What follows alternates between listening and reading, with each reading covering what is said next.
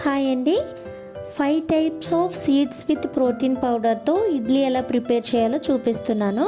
ముందుగా mixie jar తీసుకుని మన టేస్ట్కి సరిపడేంత రాక్ సాల్ట్ యాడ్ చేసుకుని కొంచెం జీలకర్ర వేసుకుని 1 స్పూన్ ఆఫ్ 5 టైప్స్ ఆఫ్ సీడ్స్ని తీసుకుంటున్నానండి.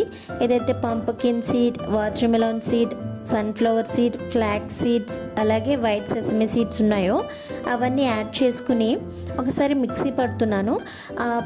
పౌడర్ మరీ మెత్తగా కాకుండా కచ్చాపచ్చగా అంటాం కదా, కొంచెం బరకగా పౌడర్ని పట్టుకుంటే మనకి కొంచెం రవ్వలా తగలాలి. అట్లా చేసుకున్న పౌడర్లో 1 స్కూప్ ఆఫ్ ప్రోటీన్ పౌడర్ని యాడ్ చేయాలి.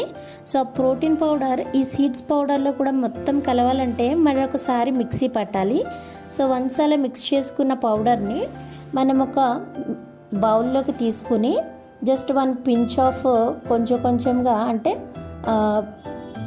Little bit pepper powder, chilli powder, garam masala, dhania powder ఏదైనా యాడ్ చేసుకోవచ్చు. సో నేను వీడియోలో చూపించట్లేదు కానీ నేను ఆ విధంగా కూడా ట్రై చేశాను. టేస్ట్ చాలా బాగుంటుంది.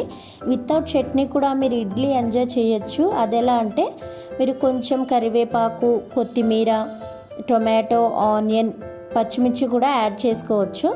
ఇంకా కొద్దిగా వాటర్ యాడ్ చేసుకుంటూ like normal idli batter consistency ఎలా ఉంటుందో అలా ప్రిపేర్ చేసుకోవాలి. సో ఇక్కడ నుంచి అంతా నార్మల్ ఇడ్లీ ఎలా అయితే చేస్తామో అదే ప్రాసెస్ ఉంటుంది. సో ఇడ్లీ పాత్రలో ఉన్న రేకులకి జస్ట్ 1 డ్రాప్ ఆఫ్ ఆయిల్ లేదా గీ, అన్సాల్టెడ్ బటర్ ఏదైతే యూజ్ చేస్తారో అది జస్ట్ 1 డ్రాప్ వేసి మొత్తం గ్రీస్ చేసుకోవాలి. సో మిక్స్ చేసి పెట్టుకున్న బ్యాటర్ని అందులో ప్లేస్ చేసుకోవాలి. సో మన దగ్గర ఉన్న కంటైనర్ సైజుని బట్టి ఒకరికి 3 ఇడ్లీ రావచ్చు, కొంతమందికి 4 ఇడ్లీ, కొంతమందికి 2 ఇడ్లీ రావచ్చు. సో అలా మీకు ఎన్ని వస్తే అన్ని చేసుకుని దాని నెక్స్ట్ ప్రాసెస్ ఏదైతే ఇడ్లీ పాత్రలో కొన్ని వాటర్ పోసి మనం మిక్స్ చేసి పెట్టుకున్న ఇడ్లీ రేకుల స్టాండ్ని దాని మధ్యలో కరెక్ట్గా ప్లేస్ చేసి వన్స్ కరెక్ట్గా ప్లేస్ అయిన తర్వాత మనం దాని లిడ్ మూత అనేది క్లోజ్ చేసి సిమ్లో పెట్టుకోవాలండి. చాలా లో ఫ్లేమ్లో పెట్టుకుని 25 to 30 మినిట్స్ వరకు కుక్ చేసుకోవాలి. ఏదైతే నార్మల్ ఇడ్లీకి టైం పడుతుందో సేమ్ ఇది కూడా అంతే.